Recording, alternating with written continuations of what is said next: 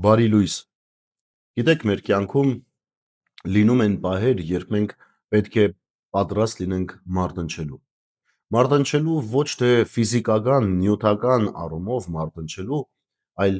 մարտնչելու հոգեպես, մարտնչելու մտավոր առումով, մարտնչելու մեր ներքին եսը պահելու համար։ Եվ քրիստոնյաները այդ մարտիկներն են, այդ ռազմիկներն են, ովքեր ամեն օր, ամեն պահ պետք է ռազմական պատրաստության մեջ լինեն։ Այսօրվա ընթերցումը Հովելի մարգարեությունից այս մտքի շուրջ է։ Հայտարարեցեք ազգերին, մարտի ժամ նշանակեցեք, արթնացրեք պատերազմողներին, հավաքվեցեք եւ ելեք բոլոր ռազմիկներ։ Ձեր խոփերից սրեր կռեցեք եւ ձեր գերանդիներից գեղարդներ,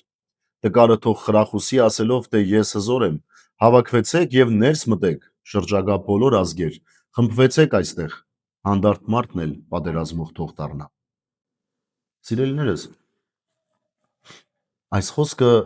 մարգարեի միջոցով ասվում է հրեաներին, ովքեր պատրաստվում են դուրս գալ պատերազմի։ Բայց մի բա մոռանանք այդ իրական պատմական վիճակը եւ գանք այլաբանական իմաստին։ Մենք միշտ չէ որ խաղաղ ենք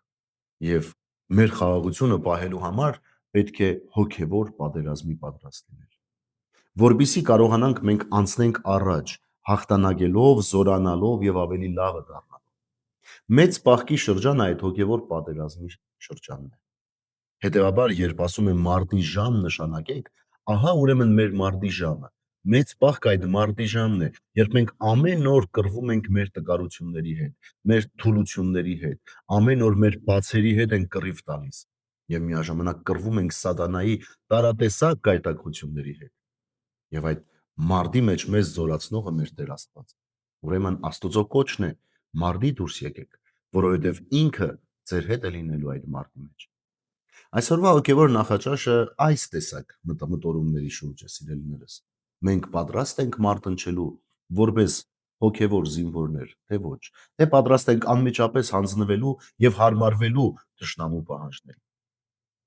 Այս հարցի պատասխանը ամեն օր պետք է մենք ինքներս մեզ տանք, մեզ զորացնելով այդ մարտի մեջ եւ հասկանալով, որ մենք զինվոր ենք, իսկ եթե զինվոր ենք, ունենք նաեւ հրամանատար, ով է մեր Տեր Հիսուս Քրիստոս։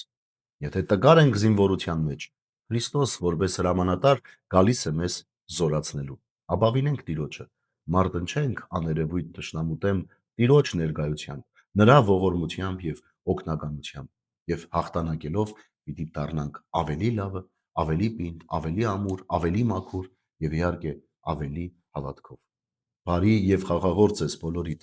Աստված օրհնի ամենքիս։